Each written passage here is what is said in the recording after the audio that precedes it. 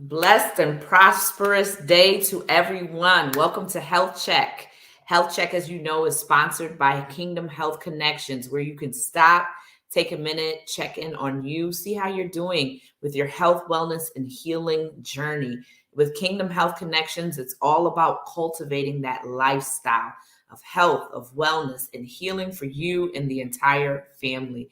I'm your host, as you know, Dr. Vanessa Bolling. So delighted to be with you all today on this blessed, wonderful, phenomenal Tuesday. I pray that you are doing well. Go ahead, like, share, invite your family members, invite your friends. The topic is hot today, and I'm so delighted to have a special guest who's actually been a nurse now for 10 years. 10 years. And she's going to be sharing with us a journey that she's been on that I think will be helpful for a lot of people in passing in conversation. She's actually also a part of the Kingdom Health team as well. Whoop, whoop. So you can definitely find us every third Sunday at the Apostles House in Hartford, Connecticut, every third Sunday, where we host the blood pressure clinic to help raise awareness. But that's not what we're talking about today. We are talking about being gluten-free. What does this look like? Why we started this journey? And just help and encourage many who may be saying something's off in my body and I don't know what's going on. So I'm so delighted to have you today, Tasha. I hope you're doing well. Yes, thank you. Yes, Thank you for having me. no problem. I'm gonna be here. Likewise. So delighted to have you. So just a little background, everyone. Gluten is found in a ton of things. Gluten is actually a protein that's found that actually comes from a wheat plant. And it's found in things such as wheat, rye, barley. So you can find gluten in bread. You can find gluten in pasta. You can find gluten in actually beer too. I saw that as well, Tasha. You can find gluten in beer, pastries. And gluten is that thing that helps keep the bread, the pastries, everything sticky, stretchy. It's the protein that helps keep it all bound together. So that's what gluten is. And as myself and Tasha were talking and sharing and expressing, and even how she's going to share her own personal journey, we were talking about how, the people aren't responding to food the same way. 10 years ago, we were responding to certain foods a certain way, and now we're not. Yes, our genetics is a factor. Yes, our age is a factor. How we're metabolizing things is a factor. But there's some changes that have happened to the food. Tasha, you shared an experience. Can you share that again? So one of my favorite snacks I used to love was sour cream and onion Pringles. Oh my goodness, I used to love them all the time, and I eat them. They were always gluten-free. It had a gluten-free label on it because they used potato. And more recent, I started having a reaction every time I ate it. And I was like, oh no, I would break out. I would feel nauseous. And I'm like, why is this happening? Right. So I actually, let me just look at the ingredients. Let me just look. And I go and I look at it, and it says contains wheat flour. Wow. It never said that before. And I was like, wow. Yeah. That was like shocking. Yeah. So it's interesting and I'll have you actually share everything. So in terms of your background and how this gluten sensitivity or gluten insensitivity, gluten sensitivity took place with you. But it's interesting because that's sometimes what could be happening. The ingredients that are in some of these foods or some of these things that we can just kind of grab and go have changed over time. Yes. Like we were talking before, the increase in the population, the desire to cut costs in the process of making these things. So there's these substitutes that could be triggering these reactions. So once we're eating one thing one time and another time, we're all of a sudden having a rash, having a reaction. So go ahead and share what your gluten-free journey was like, how it came about. Tell us a little bit about yourself. Where that Okay, so the gluten-free, I began gluten-free because I noticed that every time I ate a lot of foods, I would get nauseous. I would break out in hives. I would feel sick. I would have to use the bathroom. I would have loose stool, smelly stool. Like it wasn't normal.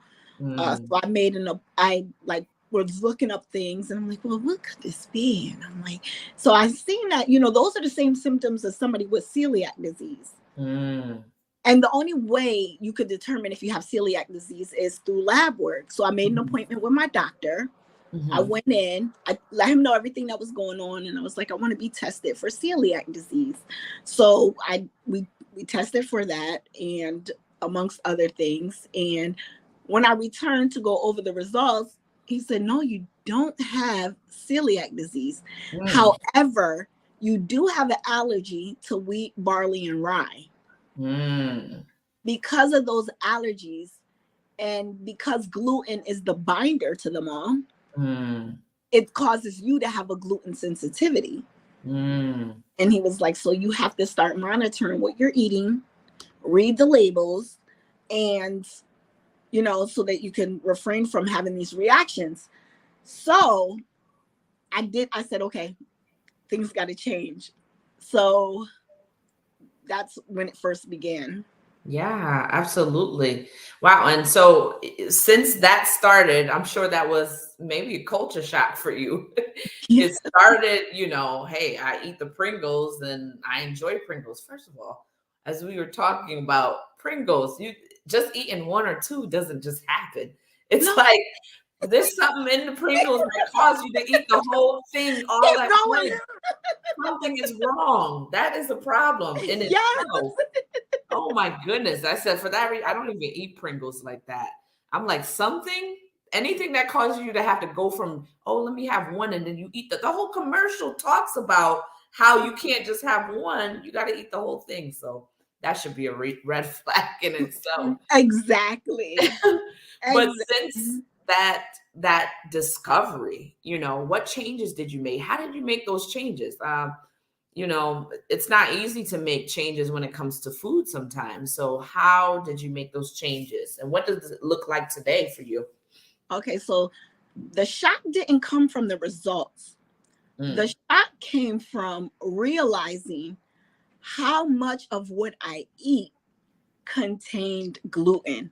When I came home and I'm looking, the macaroni has it. White bread has wheat flour in it.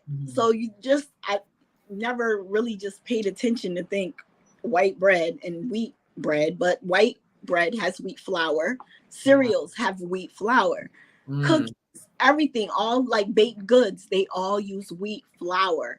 So I was like, oh no. So now I'm like, okay, we got to do this. I got to go look for things that are gluten free. I went to the grocery store to look for things that were gluten free. It was expensive. And I'm like, I have to spend this kind of money to be healthy. Right. But your health is worth everything. So I was spending every dollar. Right. And so that's where it began. And that's where the shock was, that I have to spend all this money to be able to be comfortable when I eat. And so I did that, but then I noticed it wasn't always good. A lot of the gluten-free stuff wasn't always good. And so then it was like, in that process, I'm eating a lot of salads. I'm just avoiding carbs, period, because I'm like, I don't know what to eat. And then I just started looking into recipes. And I was like, let me try to make it myself, And as I was doing that, it was tasting good. So now I realized, okay, if I make it, it tastes better and I don't spend so much money.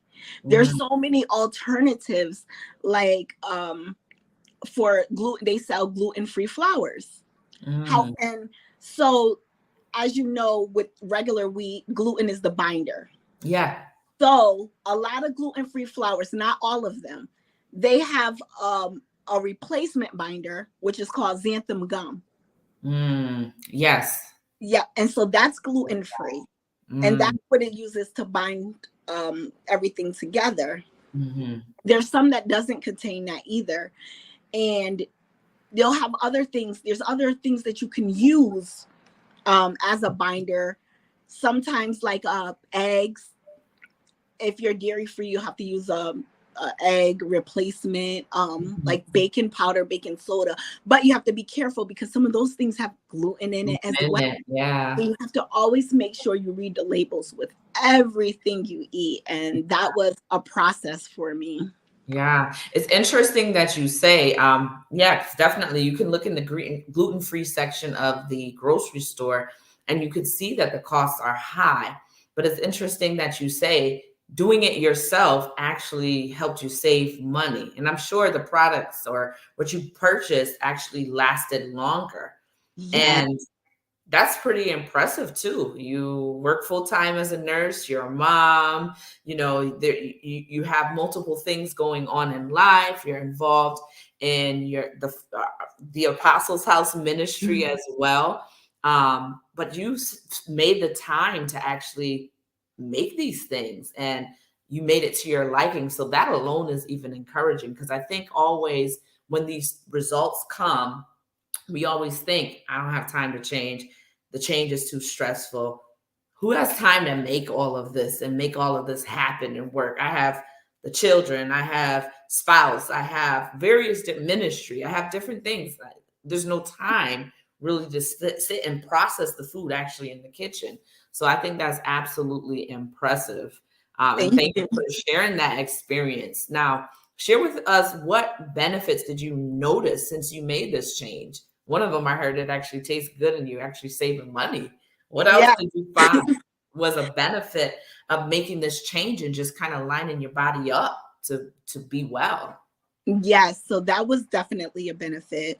Mhm. Another benefit, I gained weight. I mean, I lost weight. Hmm. And it wasn't, I don't want to say it's because I was gluten free. It's more so I lowered my caloric intake. Mm. So whereas if I was hungry or wanted to snack, I could just go and grab something. I could go to get a fish sandwich. I could Mm. just grab anything. It was so easy. But now that I'm gluten free, I can't just go grab a fish sandwich. I can't eat the bread. Mm. Can't You're just talking go about fast food fast chain, food. fast food. Yes, Yeah. fast food. I can't Yeah. just go grab chicken nuggets because the Mm. outside of it they use wheat flour. I Mm. can't just go grab a pack of cookies. So I wasn't snacking as much as I was before because I can't do that. I have to Wow. monitor everything I eat, and gluten free is not as easily accessible as Pringles, as cookies, as cakes. If I want to indulge in these things or just enjoy them, I have to make them. Right. So I definitely realized that I was a snacker before. So that Mm. cut down drastically. Another thing that also changed is so when I had gotten my lab work, a lot of times there's something called your immunoglobulin E. Yes. So, and what that is the antibodies to that respond to asthma and allergies. Mm-hmm. And they always, it kind of really ignored it because I am asthmatic. So Mm-hmm. because my numbers were so high, it was more so, oh well, we expect that in someone with asthma. Interesting. But Yeah. since I've been gluten free, those numbers came down. Wow. Those numbers came down because my body doesn't have that autoimmune response to the gluten that it had prior to. So that was another benefit to me, Look at that. you Wow. So it's like how it's all interconnected, just like the body. know. All organ systems are interconnected. They work together for our bodies to function and do what we do, for our hands to move. But it's so interesting that you say that your labs actually shifted for the better Yeah. because of that sensitivity that you became aware of, and it caused you to move into action. And you've lost weight, you feel better, you're saving money. Hmm. That is awesome. So I feel like a big encouragement, especially to those watching the live or even catching this replay, is we have to listen to our bodies. Our bodies will tell us Just like pain is an indicator that something is going wrong, inflammation is an indicator, us not sleeping well is an indicator that something is not going right. And we have to listen to our bodies and then make those changes. Any last, what would your final message or encouragement be to those who maybe have a gluten sensitivity or maybe don't know they have one? And after listening to you, probably identify, I might have a gluten sensitivity and I need to follow up with this. Any last takeaways Yes, you'd like to I share? would definitely go to my PCP. Go to your PCP, explain to them what you're going through, and allow them to do testing on you to find out exactly what the issue is. Because no matter what, there's something going on and you want to know what it is, whether you need to be gluten-free or not. And like you said, listen to your bodies. It tells you so much. And you always want to catch something before it gets really, really bad, because it's harder to go through it takes a longer process. Yeah. And always read labels. Read your labels.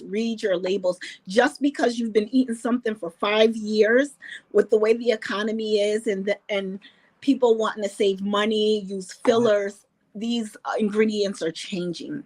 And so you want to be mindful of that and always read your ingredients. Read the ingredients. I think a big takeaway with the ingredients, if you can't pronounce it and if you can't pronounce it, it probably shouldn't go in a body that you can pronounce what's going on with your body, right? So that gives way to another good live, I think, too, as well, for nutrition labels as well. I think that would be good, definitely. So it looks like we have the choice today between life and death. We've gotten some good takeaway points.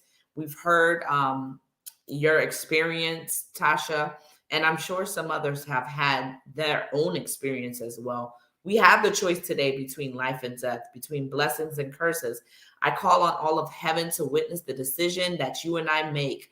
Oh, that we would choose life so that we can live and our descendants can live as well. We don't have to live this life uncomfortable in our bodies, having pain, inflammation, asthma can get better, right? Weight loss can happen as a result. We heard some really good pearls there. So go ahead and hashtag put I choose life. We can choose life. It's our decision what we put in our body. It's our decision what we consume. So go ahead and put hashtag I choose life. Thank you so much, Tasha, for joining us today. Thank you. We look forward to having you again. Go ahead and put hashtag I choose life, everyone. We'll see you here again next week, Tuesday, 9 a.m. on Facebook as well as YouTube. Be blessed, everyone. So delighted to be with you all. Like and share. We'll see you here again next week, Tuesday, 9 a.m. Be blessed.